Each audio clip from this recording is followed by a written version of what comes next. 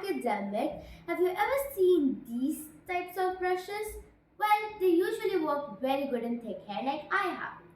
Now, these brushes are very useful, but they have their own side effects. And one of them is that all the hair and dust goes and sticks inside here. Now, this is actually very unhygienic. Now, when many people they try to remove the hair and maximum amount of dust and hair gets out, but still a little bit is left, and as I said, it's not hygienic.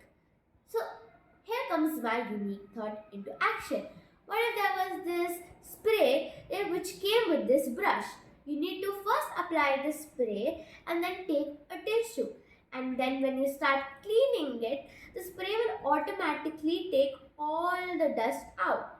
After you have done this, apply the spray again and put it in water so that you're sure that you're sure that all the hair and dust is out of your comb.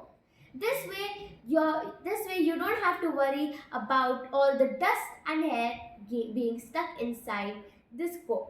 So I hope you like my unique thought, but for now, bye. Don't forget to like, share and subscribe.